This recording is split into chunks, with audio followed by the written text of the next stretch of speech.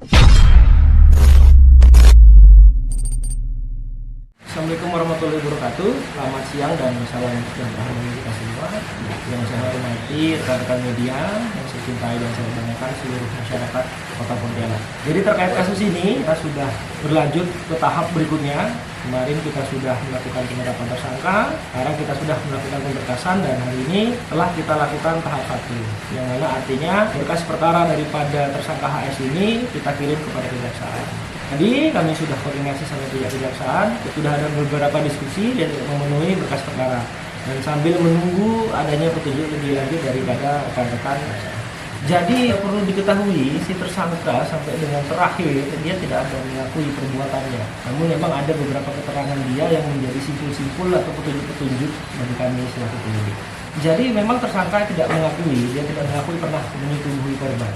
Alat bukti yang dikumpulkan adalah tentu barang-barang milik korban, terus juga keterangan-keterangan saksi, beberapa dokumen seperti visum dan segala bentuk dokumen yang menunjang kami menjadi satu rangkaian keterkaitan antara bukti yang lain yang dinamakan sebagai petunjuk, sehingga kami pada saat penyidikan kami bisa dan menetapkan HS sebagai tersangka. Untuk pengembangan pasti akan kami lakukan. Jadi yang selama ini kronologis yang beredar itu adalah kronologis berdasarkan keterangan daripada pihak korban. Sedangkan dari hasil penyidikan kami tersangka tidak ada mengakui sama sekali terhadap perbuatan itu. Masuk yang dibawa ke hotel ini? Tidak, dia tidak ada mengakui terhadap tersangka. Seperti yang sudah saya sampaikan sebelumnya, pasal yang kita sangkakan terhadap saudara HS ini adalah pasal 81 ayat 1 Undang-Undang 35/2014 tentang perubahan atas Undang-Undang 23/2002 tentang perlindungan anak. Yang kita lapis di pasal 65 ayat 1 KUH pidana, dan kita lapis lagi dan atau pasal 6 huruf C dan pasal 15 huruf 1 ayat E dan G Undang-Undang 12 tahun 2022 tentang tindak pidana kekerasan seksual. Untuk ancaman hukumannya minimal 3 tahun maksimal 15 tahun. Saya hanya bisa memberikan sedikit keterangan bahwasanya memang kejadian ini memang terjadi sebanyak 5 kali. 2 kali pertama itu di hotel, yang kedua juga di hotel, yang ketiga, 4 dan kelima itu dilakukan di rumah tersangka. Ini pun berdasarkan daripada keterangan korban itu sendiri.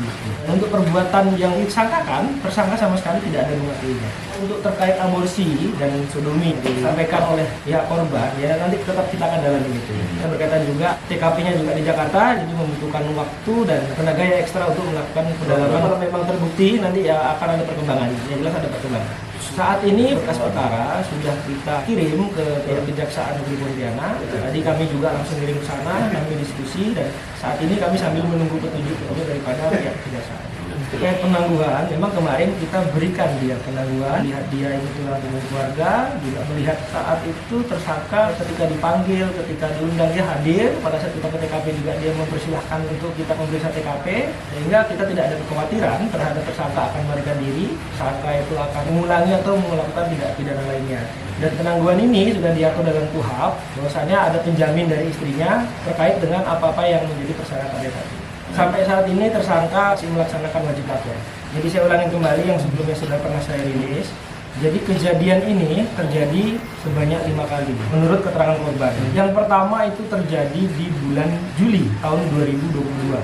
Yang kedua juga terjadi pada bulan Juli juga tahun 2022. Selanjutnya yang ketiga, keempat dan kelima itu terjadi setelah bulan Juli sekitar Agustus September di rumah tersangka.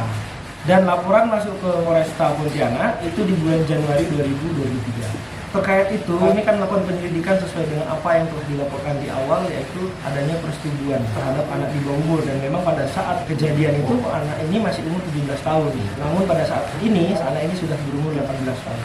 Terkait ancaman, terkait apa yang dialami korban, ya tetap kita lakukan pendalaman.